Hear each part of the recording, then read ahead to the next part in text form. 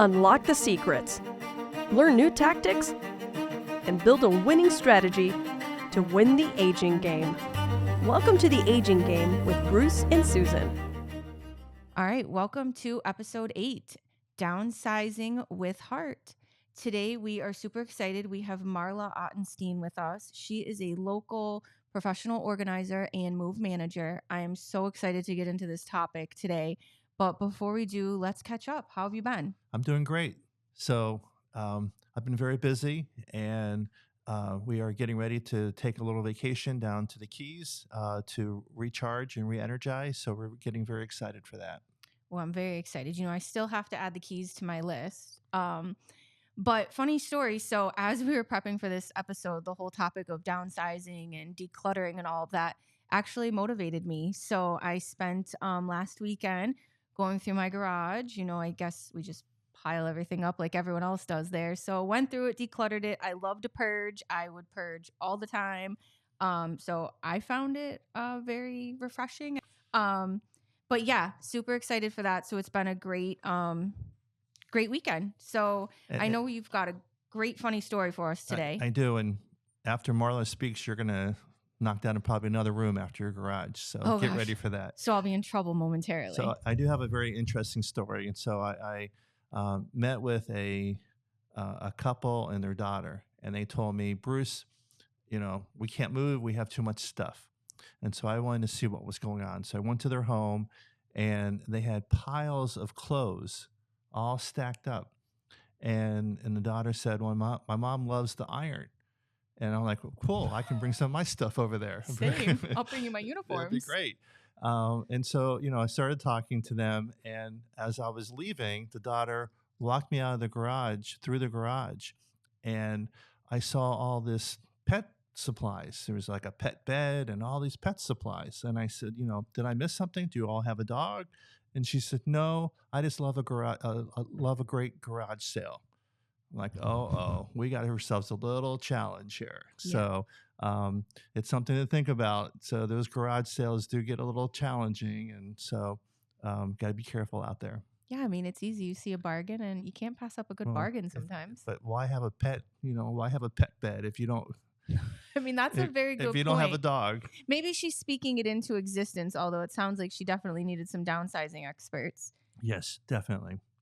All right. Well, I love stats. So today I've got a couple that I thought were interesting. So I was reading this article called The Upside of Downsizing, which was just wild to think about all the things downsizing across the country. But two things kind of jumped out at me. So 51% of adults over the age of 50 plan to downsize after retirement. And I thought, wow, that I guess kind of shocked me. I'm not quite sure why. And then according to the Harvard housing study, 42.9% of adults 65 or over moved in the last year, most of them opting to downsize. Pretty significant stat. Yeah. So I think if people are, you live your life, you accumulate things. But if you're thinking about retirement and you're thinking you're going to downsize, I think we got to start having the tough conversation about what do we do with all this stuff. I love you, Mom, but I don't want your 10 sets of china. Kids don't want your stuff. They don't. I do not want the china. Please give it away. And I tell my people that, even if they're, 5 to 10 years out from doing anything, start thinning out because you can't bring all your stuff and we kids don't want it. No. We don't. I love my mother dearly. Her china is lovely, but I do not want that. No, please. And keep the silver too, or give that to the neighbor. So going back to our theme of chess, and then before we get into this topic, I wanted to kind of tie back into the chess. So I have a quote. So knowing which pieces you want to exchange is a great help in finding the right moves. So what that really means and how it relates to today is downsizing can be challenging, but by knowing what needs to move, you can develop your plan that aligns with your overall strategy. So you got to figure out, what's important, what can you bring, what maybe you don't want to, maybe you don't need all those little tchotchkes around your house. I'll take the kaleidoscopes from my mother, but the rest she can give away. But gosh, yes, my mother should absolutely listen to this, but you need to start early. I think that's the thing. There is so much. And, thinking about that, making your aging plan, downsizing and thinking of your location and where you're going to be, this all ties in. And we do have things, and we want to make sure that we're thoughtful. Every piece has a story. Everything has a memory. And I'm really excited to talk with Marla today and tie this all together. Can't wait. All righty. When experience matters the most, Senior Housing Solutions uses over 30 years of industry knowledge to provide expert advice for those considering a move to a senior living community. We are the matchmakers of senior housing. Call today at 239-595-0207 for your free consultation. All right. Well, welcome to the Gambit. We are super excited today. We have a tough but necessary conversation ahead of us about downsizing with heart, which I think is so important. I'm really excited. We have a wonderful guest today with us, Marla. So, Bruce, how about you introduce Marla for us? So, welcome, Marla. Marla is a good friend of mine, and I have referred her to many of my clients, and I've used Marla to help me clear out my storage unit. And so I know Marla's going to have some great information to share with us.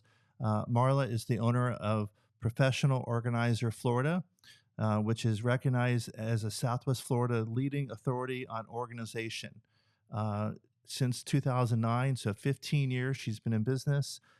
She has been transforming homes and lives in Naples with her expert skills of organization, decluttering, and move management. So welcome, Marla. Thank you. Wow. Well, I am super excited for this. I love anything organizing. So I'm excited to get into this. But before we do, I ask everybody the same question, and I'm dying to know your answer.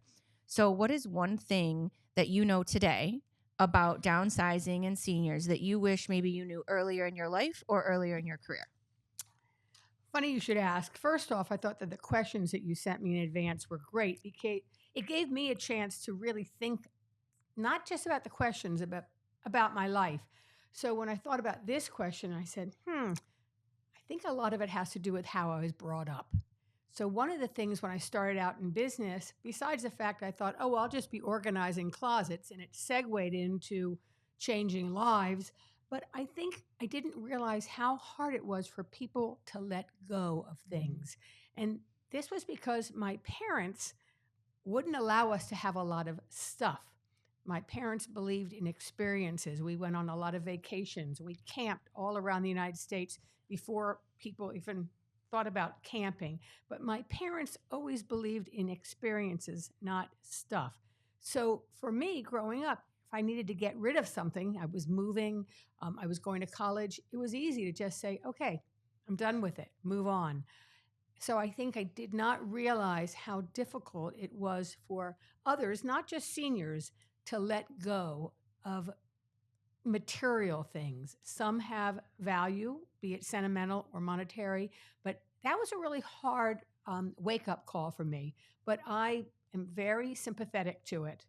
It's really it kind of strikes a nerve. I love that you said that life for you is more about experiences than things. I think so many of us, and I'm guilty of this too, things, whatever it is, clothes, tchotchkes, whatever, those things do. But I mean, as I get older and I think about things, for me, it's more about I'd love to have as many experiences and memories with my mom, not China in the cupboard, or travel and experience new places with my husband and create those memories. I love that was instilled in you at such a young age, and you have that empathy, understanding. It is tough to part with things. So I'll tell you a funny story. I had a neighbor named Susie, and she had a pair of, I'm dating myself, she had a pair of white vinyl go-go boots. Ooh. And she lived across the street. She's still a friend of mine from high school. And I wanted a pair of white go-go boots to go with my yellow vinyl miniskirt that I had sewn myself. Bruce, you're looking at me saying. So retro. So retro. And I really wanted those. And I begged my parents. And I went, of course, to my mother first. And she said, ask your father. I went to my father. He said, what did your mother say? And that's when I first heard it. And my father said, has Susie been to Europe? And at 10 years old, has Susie gone skiing here? Has Susie done this? And I realized that our life, my life for me, was fuller because of the experiences I had doing things and also being with my family. Wow. I still crave and think about those white go-go boots. So I can't blame you. I love that style. So since we're talking about seniors and our podcast is about aging, can you talk about some considerations when you're downsizing for seniors for their safety and their well-being? well, a lot of times when you have too much stuff, you can trip, you can fall. I go into homes a lot and I'll see 2 or 3 runners, the rugs in the hallway. It's bad enough to have one, but I'll see 2 or 3 because they just can't bear to get rid of one. I also see things that are um, on the very top shelf in the bathroom, in the closets. And the last thing you want a senior or anybody really over 40 is getting on a ladder. I remember helping my mother, which is always a challenge. Don't try to help your parents. That's when you hire somebody. Great But, advice. I actually had to take the ladder away because she had dishes on the shelf on top of the refrigerator. And I'd say, Mom, you're never going to use those dishes. And she said, I use them all the time. I can reach them by getting on this ladder. So, of course, I took the ladder away because I didn't want to have temptation. But things like that. I don't like to put things high up or low down because everything's about ergonomics and accessibility. You want to make it easy for an aging person to see what they have and to reach what they have without the possibility of tripping. And when you have boxes that are not unpacked and bins, you're going to trip. You're going to hurt yourself. It's like in the grocery store. Every day, Oh. someone bangs into Yeah, the I'm up there too. display. Being 6'7", I get asked a lot about, can you reach that for me? Can you, so Then there's I don't- me like using like the ketchup to get the mustard, and that's not, and then it falls and hits you in the head. I have a little rule when I organize homes and when I help people move, and that's that nothing goes on the very top shelf ever or on the floor. Good one. Well, I'm seeing my mom this weekend and I'm taking the ladder away. So I'm happy that this episode will air on Tuesday. So it'll be after I see her. But yes, I'll be taking the ladder because that crazy person, my mother, on the ladder all the time. She has a step stool. She wants to get up and stuff because she can't get rid of the 10 sets of china she has from her mother who couldn't get rid of them. But I don't want them. So that won't be a problem for me. So, how can a senior or an adult child, whoever's kind of facilitating this, working with a professional organizer like yourself, what can be done or what do you do that really ensures that there's a smooth transition? Well, most of my jobs are not just organizing, but it's organizing, decluttering, and facilitating the move from start to finish. And I always have people say, I've moved 20 times. Well, most of the people who have moved 20 times, a lot of times if they worked for a company, the company facilitated everything and they never had to declutter because they had teams come in, pack them up, move them, unpack them. 40 years later, they have every single thing. So what I like to do is look at the big picture. It's always easier if the person knows where they're moving, because then you can get a blueprint or floor plan, and you can actually sit there and go, okay, you're moving from a 4-bedroom home into a 2-bedroom home. Therefore, we're only going to take 2 bedrooms with us, bedroom suites. You're moving from a home that has a 4-car garage into a home that has a carport or a 1-car garage. So you really want to think about, you cannot put a square peg into a round hole. Excuse the cliche, but you need to think in those terms. It's easier, as I said, if you know where you're going, if you have a blueprint. If you don't, it can still be done. But when someone sees a family member or the person we're moving and actually sees something, a tangible piece of paper, then they say, oh, you're right. I can't fit 4 bedrooms into a 2-bedroom home. And then you go from there and you think about, okay, what's your lifestyle? Do you still play golf? No? Then why do you have 4 sets of golf clubs? I'm saving them for my grandchildren. And you try to find creative ways to dispose of these items. And charity is always wonderful. It's so much easier to give something away knowing it's going to a good cause. But I also ask people questions about their lifestyle. Do you still entertain? Do you still cook?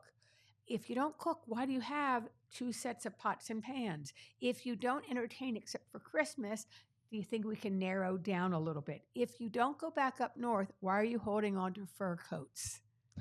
So Memories. I ask those questions, and then I try to find creative ways. If someone really can't get rid of something, we try to come up with something that will help them remember the memories but not keep the stuff.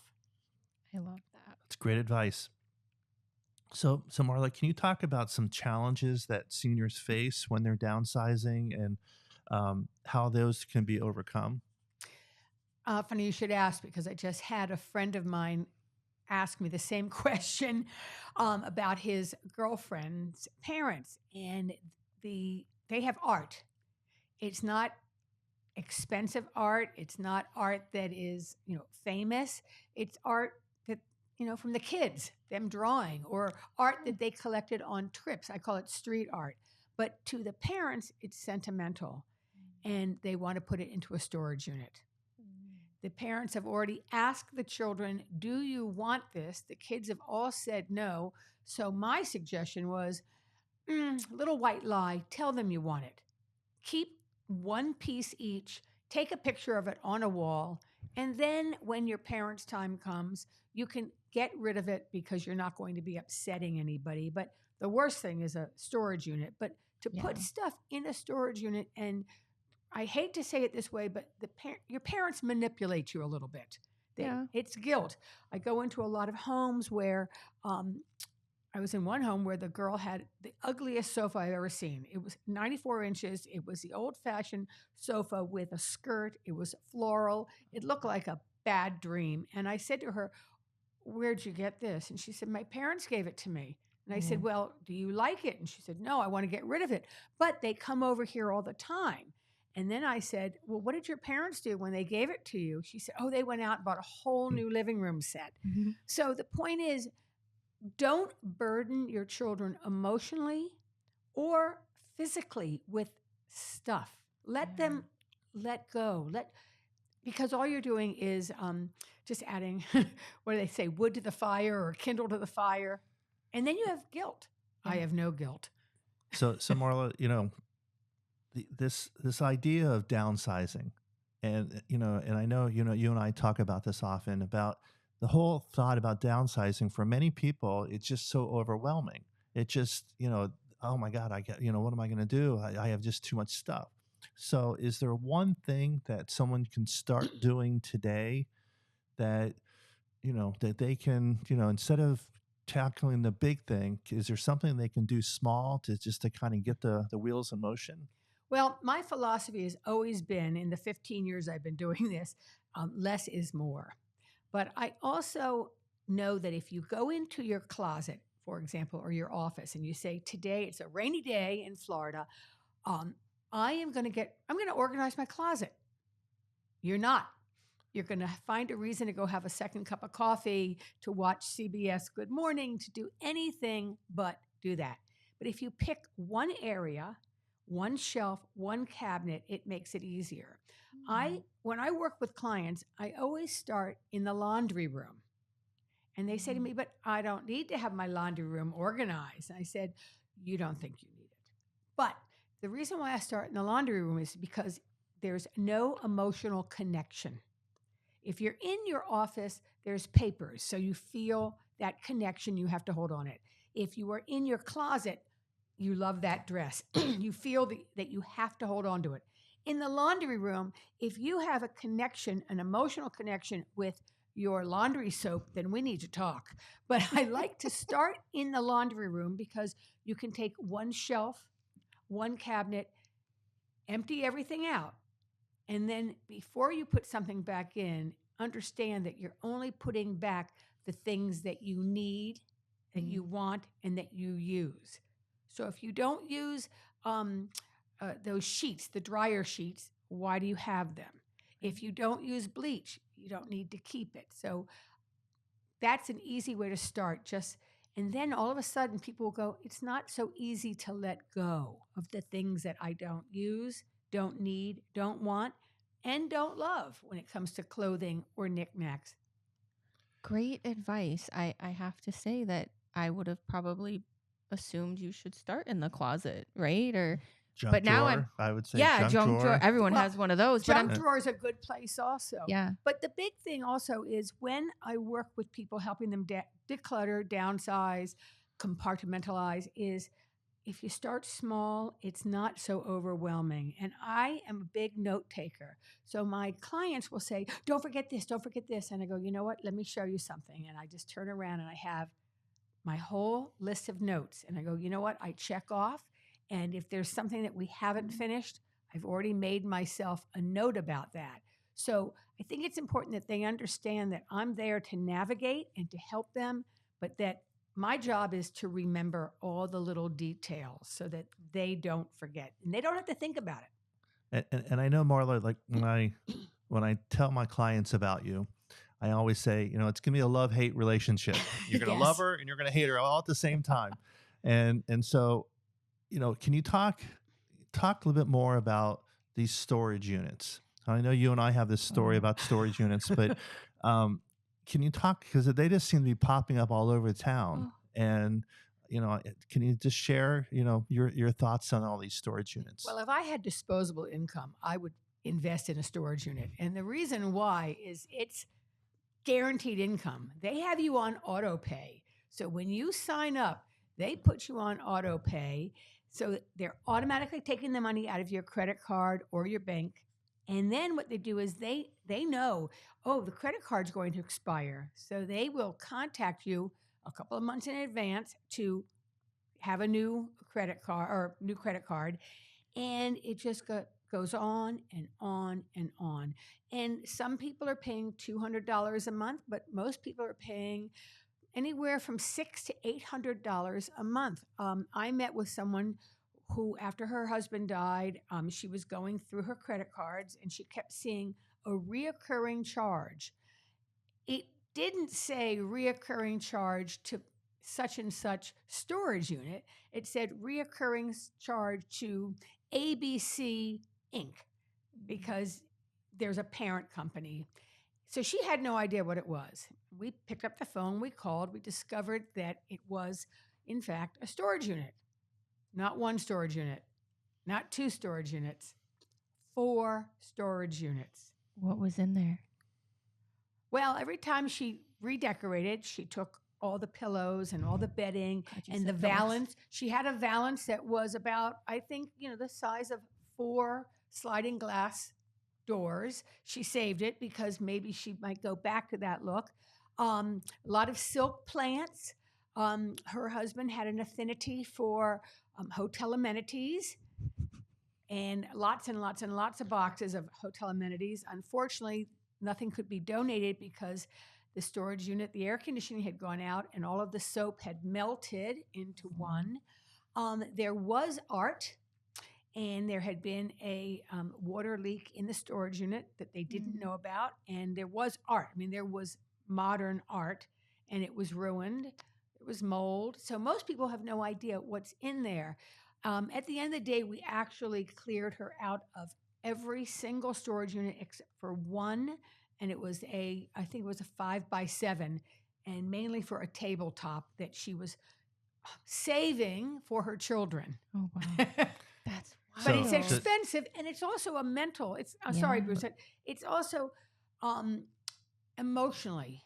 You're afraid to go into the storage unit. What could be in there? It will take me so long to go through it. I have a client who's paying actually $1,000 a month to store her Christmas decorations. She does not put up Christmas decorations anymore. So funny story. So I had a storage unit, and long ago in my life, I collected nutcrackers. And I had small nutcrackers, medium and like 6-foot I love nutcrackers. Well, they're You gone. missed out. They're gone. Darn it. And so I had a storage unit, and I really felt like I was being held hostage because I would get this bill, and every year they would jack up the price, and I was like, storage for my nutcrackers, and I'm a Jewish guy. What am I doing with nutcrackers? And so Marla said, Bruce, this is right down my alley. I love going through. This is what I'm going to do. So Marla and I, hit the storage unit, and it cost me a barbecue dinner, I think. Yeah, I said to him, "I'll do this for you," but there's a barbecue place in Bonita. But at the end of the day, I said, I can sell these. He says, "You think so?" I said, "Mm-hmm." So there were about 350 actual nutcrackers, not even going there. There were cracker It's some collection, towels and plates and cheese spreaders and everything. You name it. How did you get into nutcrackers? I love That's a different story. But Oh my anyway, I was going to say gosh. that. So I had these 350, and I lined them all up and made like a little display, Yeah. and I put them on the internet. And I had a lot of people calling me, "Oh, I want the University of Florida Oh, one." yeah. I said, "You want the UF one? You got to take all of them." I But would I never only have the want University UF. of Florida one. Oh, then it was somebody. Probably Florida State. Oh, sorry, Florida State, So- the Seminoles. But anyway, everybody kept calling up, "I want that nutcracker." I'm like, "You got to buy all 350. Oh, no, I just want that nutcracker. Oh my gosh. And let me tell you, no storage unit, and I drive by this storage place all the time. I'm like, thank you, Marla. It's like That's I'm so happy, yes. because it was just killing me. And like I remember during the hurricane, I wish like the hurricane would just wipe out the storage unit so I didn't have to worry about it. And just it was just always on my mind about this storage unit had all this stuff that I didn't need. So it's gone. I don't And think Marla, you kept one thing. I got a couple nutcrackers. I have a John McEnroe nutcracker. Oh, okay. Really? That one Yeah. you got to keep. That's cool. It's pretty cool. Yeah, I would definitely keep those. Yeah. I think that's awesome. I don't know what people are putting in them. Well, what's happening is that people are moving from up north, and they know that their northern furniture will not work in Florida. Yeah. But they paid a lot of money for it, or they think it was a lot of money. Back then it was. Yeah. So they move all this heavy brown wood furniture here, Mm. and it doesn't work. It goes into storage. The other thing is, a lot of times they don't work with a professional organizer or a mover. Movers move. Organizers help you get organized, and then organizers and move managers help you do everything. Love it. But most people don't understand that working with an organizer, you don't have to be embarrassed. Some people are embarrassed. Yeah. You don't have to be embarrassed. They know what they're doing, and they're going to help you make the transition. Why bring stuff to Florida that you're going to put in storage? That's money. Why pack up stuff that you're not going to use and you're going to move it? That's more money. And then all of a sudden you have, besides money, you've got emotional baggage. So you've got financial and emotional. But storage units love you, not Yeah. you, but people, because if you They don't do. pay, or if somebody dies and the settling the estate takes a year, that's 12 more months that they can keep sogging it to you. And then when the rent's not paid, they sell everything. They have auctions, just like you see on television. They have auctions. So it's a moneymaker. And it's a constant. There's a wait list for every single. Yeah. I heard about the wait list. A friend of mine needed a storage unit. It's embarrassing now as I'm talking. She probably doesn't need it really, actually. So I shouldn't say that she wanted one. And they were on like some sort of like 8-month wait list. And I thought, for a storage unit? I have a friend that when her husband passed away, she invited me to a moving party. I said, no, that's not a moving party. She wanted me to come up and to help her get organized, pack, and put everything in storage. And I said, absolutely not, because you won't be my friend. Yeah. So I said, the only thing I'm going to say is, if you have to use a storage unit, one, don't get two. And she had one. And 7 years later, she was still living. She'd sold her house and moved into an apartment on the beach. 7 years later, she was still in the apartment, and she decided to finally get rid of the storage unit. And the apartment was furnished, and she took everything out of the storage unit and brought it to the apartment because it was cheaper to keep it in the apartment than it was to keep it $25,000 later in the storage unit. Wow. Not counting the moving costs. So Oh. Marla, talk more about how you talk to families and how you work with families and collaborate with them, because I know sometimes people say, I can just do it myself. I can get rid of my stuff. I can handle my laundry room by myself. So how do you, what is the role of a professional organizer, and how can you, how is that positioned with somebody? Well, I get calls from two types of people.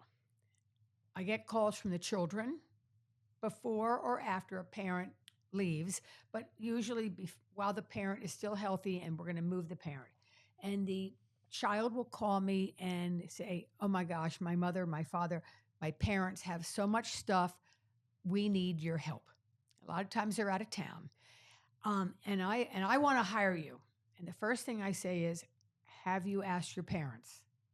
Because if a child wanting to do something for their parents does this, and the parents aren't ready, it really can just throw a wrench into it's not a healthy thing.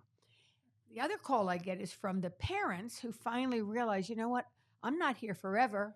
I don't want to leave my children with everything. I need you to come in.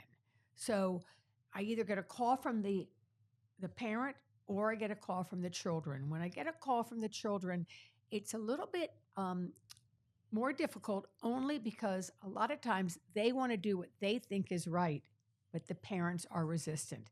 So I always say, call your parents first. Then we can do a conference call. And I want them to feel familiar with me. I always say, call me anytime, day or night, up till 9 o'clock. But I will speak to the parents, and try to make them realize that it's not a horrible thing. So there's a lot of coddling, there's a lot of hugging. I find that there is a lot of emotional support. And it's very hard for a child, as I said before. As much as I loved my mother, it was World War III when I tried to help her, and she didn't have a lot of stuff.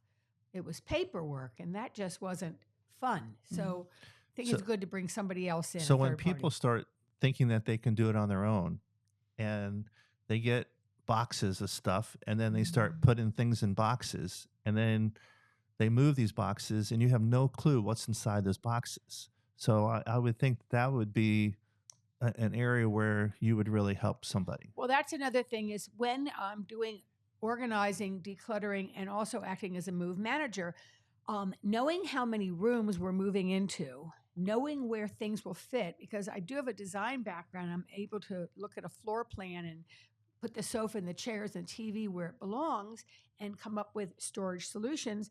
I know what's going to fit. So I can pack a box or at least label the box. Master bedroom, his side, master bedroom, her side, garage. So I can mark the boxes accordingly for the movers or for myself when I'm packing. So then when it goes to the home, or king sheets, master bedroom, twin sheets, guest bedroom, it makes unpacking so much easier. I can usually move somebody in, they can sleep in their home within 2 days. So it really helps to work with the person from the beginning to the end.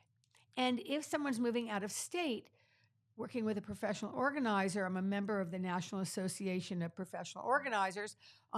I have a referral base. I can find somebody in Washington, D.C. or Vermont or L.A. that can help unpack. I love it. I want to transition a little to kind of home safety, modifications. So are there specific safety measures, modifications, things that can be done that make it a safe and functional environment for them? Good question. So as I said before, nothing on the very top shelf. And a lot of people don't realize that when you go into a kitchen, you open the cabinet doors, you have 4 shelves, and they're really wide apart. People say, "Oh, I didn't know you could move the shelves." So I try, "Oh, really? You could do that?" So I try to move the shelves down and make everything within reach, especially glasses. I work a lot. I think about ergonomics. The first question I ask clients, are you right-handed or left-handed? Because you naturally reach with your right hand. Well, where do you reach? Some people reach across, and I watch people. I watch how they reach. So if you're at the sink and you're washing your dishes, it makes sense to have your glasses go on the right-hand side. You're not reaching too far, less chance of dropping. Ladders, once again, no. So in a closet, also looking at the height of people. Bruce, I'm sorry, your closet's probably built really high, but I work with a lot of closet designers and I say, nope, you know what? We have to bring it down. The person's 5'3", or the person's 6 feet tall. You don't want things to drag on the floor, but you want to make it so it's easy to reach, which in many cases means moving the entire shelf or the rod down. Everything needs to be reachable. As we said before, carpets, not just runners, but area rugs. Area rugs, that little corner piece comes up all the time. A lot of times I will glue that corner down because that little corner, when it pops up, you can go flying. I was listening to a podcast yesterday and Dick Van Dyke was being interviewed and it was brilliant. And they were talking about the Dick Van Dyke show and how he used to have that little skit where he would trip over the ottoman Right. in his apartment with Mary Tyler Moore. And how did that come about? And he said, well, I actually tripped over the ottoman. So you try to put things that there's room between a table and chairs, there's room between a sofa and lights, cords you want to tuck away, but you want to take away anything that could cause somebody to trip. I mean, we all trip. Corners of cabinets or counters, they have these little plastic things, little rubber things that you put on the corner so you don't jab yourself. So a lot has to do with ergonomics. A lot has to do with common sense. And, although you're asking me for specifics, it's so hard to give you a specific because every house is different. And when I go into a home, I can just visualize it. Lamps, so many people put lamps and knickknacks where they think, oh, this makes sense. Yeah, it makes sense if you're going to walk around the sofa and knock it over, it's going to break. Right. So you have to look at the big picture for safety. So I think all those are wonderful things to think about. And I think about, coming from like a home care side, when a nurse goes in, they're looking at all those things too. But so often, you're not having home care at certain points. You're not having those type of services. I think it's really nice to know that your service, while people might not think that it has a home safety component to it, you really do have a home safety component. You're completely thinking about everything that's keeping them safe in the home as well as making it beautiful and aesthetically pleasing. good point. So, I know we've been talking a lot about stuff, but I know another one of your services is helping people get all their papers organized. Can you just briefly touch on that? Oh, you say briefly. It happens to be the favorite thing I do. I love working with older people, and most of the time it's a widow, especially where we live, because women do outlive men. But also what happens is the women are clueless, completely clueless for whatever reason, be it that they didn't want to know, or be it that their husbands didn't want them to know, or be it that they didn't ask the right questions. But I love paperwork management. It's all about simplifying.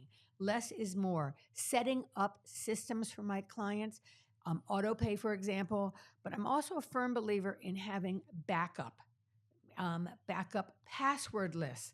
Now, so many times I'll work with somebody and the wife will say, I have no idea what the passwords are. And I say, excuse me, let me lift up the keyboard to the computer. And right there, I kid you not, is every single password that the husband could remember.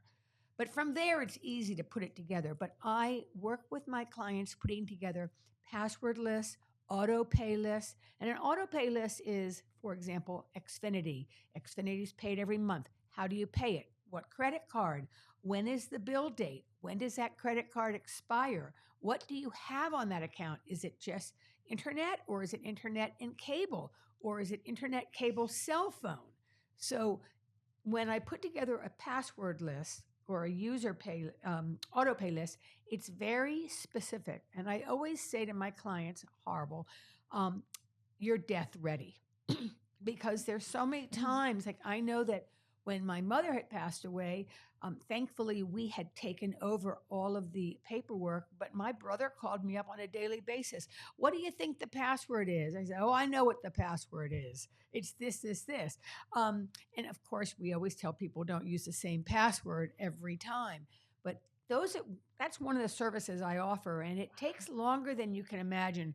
People say, well, I don't want you to know my password. Okay, it's got to be done. I put it Yeah. together. I do Excel. I give them a thumb drive, and then I make sure their kids get it. But somebody has to have this. And we go through the paperwork. Insurance. So many times I will discover things like, you're not insured. Where's your homeowner's insurance? Where's your flood insurance?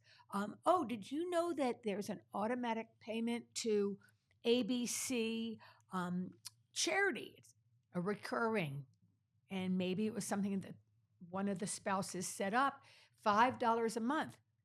$5 a month times 12 times 10 years.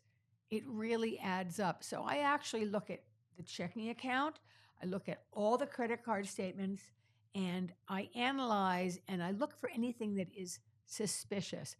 It's very important that people know, though, that what I do and what anyone who's a professional organizer does, we have a code of ethics that we stand by, but I actually have a confidentiality agreement, and I am very protective of my clients' privacy, and nothing goes past me. They call me the vault. Wow, Cute. I love it. Great stories. Yeah, that's amazing. As we kind of wrap up this amazing topic that I think I could talk to you about forever, especially the We'll last do lunch. part. Yes. What is a common misconception that you have in your industry that you would like to dispel for our listeners? Whenever people meet me, they go, oh, I'd never have you come to my house. You're going to make me get rid of everything. So that's the first thing. You're going to make me throw everything out. I go, no. We're going to go through your closet, your kitchen, your garage, your storage unit, and we're going to decide, what do you want to keep? What do you need to keep, and why? I will be there to give advice. Once I feel comfortable with clients, usually my eye rolling happens a lot. I just can't help it. That sarcasm comes out. But I don't make people get rid of anything that they already knew in their heart that they should have. And I cannot tell you how many times people send me notes or just pick up the phone saying, I'm so happy I did this. It was freeing, and I don't miss anything. I don't miss anything. That just makes me, and I always say this is a happy job, because when I leave my clients' homes, seniors and baby boomers, Generation X, millennials even, they always say thank you, and they are relieved that they're not being burdened by the physical things that are taking up mental space in their head. But the rumor has it that I'm going to make everybody toss everything. No, we're going to donate. We're going to find purpose for things. I love It's that love-hate again. Yeah. So I mean, I have to be honest. I mean, this was a new topic to me. Obviously, I know these services exist. But Bruce spoke so highly of you. I mean, it was Thank a you. no-brainer to have you on the episode. But, I have to say, the way that you talk about your clients and your work, the passion is, I can tell you care about these people. And that's what I think matters most. Everything has a story. It has a meaning. Letting go is great. It is freeing. I love that you've incorporated, safety into what you're doing, because being organized is great. But if someone gets hurt, we have bigger problems. I think that what you're offering is obviously far and beyond organizing and professional moving. I mean, you're giving someone a well-rounded, service, and you're setting them up for success in their later decades of life. And I hope that all of our listeners really Thank take you. that to heart. And I hope people really understand that services like this are important to have in your aging plan. Thank you. I mean, I love what I do, and I'm very happy that I've found this. I found it even before I knew that it was an industry. It was something I love to do, and I love helping people. That's the big thing. I walk away, and when Bruce and I had that barbecue, I was like, "Oh, don't you feel great?"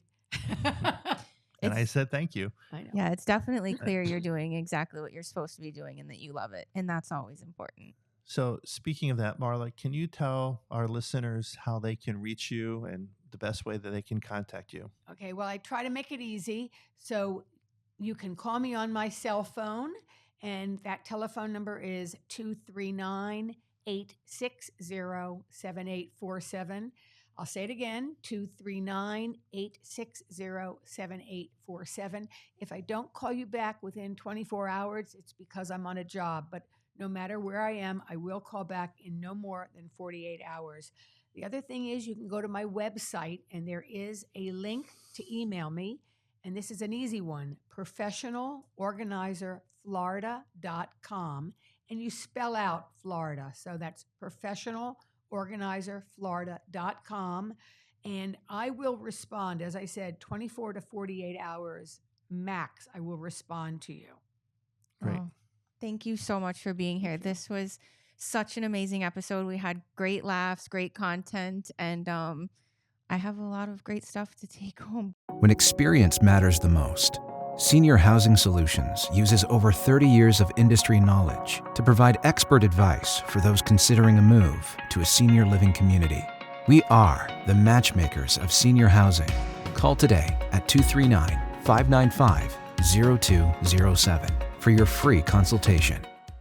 All right. Well, welcome to the Gambit. As we, wrap up today's episode, I just have to say she was amazing. Such a delight. I absolutely adored her. And frankly, after this, I want to go home and I feel like I have more decluttering and organizing to do. She does it to everybody. It's time to start thinning out. Yeah. I mean, it was funny. She said everyone over 40 and then, shouldn't have a ladder and different things. And I was like, oh my gosh, I'm 42. But yes, everything she says is spot on. Everything is so right. Gives you tons of great things to think about. And I think people don't think that this is a part of your aging journey, but boy, is it. And you really need to have this as a key component in your plan. It really is. And I think, my takeaway is to, think about experiences more than stuff. And, I think that's it's really important lesson to think about because, people have way too much stuff and we really need to maximize those experiences and those memories. And so I think that's important. And then, I'm going to go home and look at my laundry room. So I know it was funny. I thought for sure she would have said like another room to start in. When she said laundry room, I was thinking to myself, like, isn't that kind of like the junk drawer? But I guess Yeah. it makes place to start there because I really wouldn't care if you threw anything away from there. right. So Exactly. It doesn't have any get you personal used to attachment. it, make you go with the process. So I'll definitely be taking a lot of her advice to heart. So Susan, what's going on in the community this week? Well, it's late in the summer. There's lots of different things going on, but one thing I wanted to highlight is that in November, so November 9th and 16th, are the Alzheimer's Walk, so the walk to end Alzheimer's, both in Naples and Fort Myers. So now's the time where groups are joining and coming together. Fundraising is starting. So I really wanted to share that. You can go to alz.org, so alz.org, to sign up, register to support. You can, when you get to the website, go ahead and click on Get Involved. You'll learn all the information, and it's such a worthy cause. So I encourage everyone to check it out. And I'm wearing my purple shirt. You in honor are of so this. perfect. Perfect for today. So yeah, it's something that we participate in every year. It's always great to get out with the community. Help support money for this, and it's our local chapter here. So it's the Gulf Coast chapter. It's great. Yeah. So, this was a great episode, Susan. And, I'm sure everybody enjoyed listening to Marla.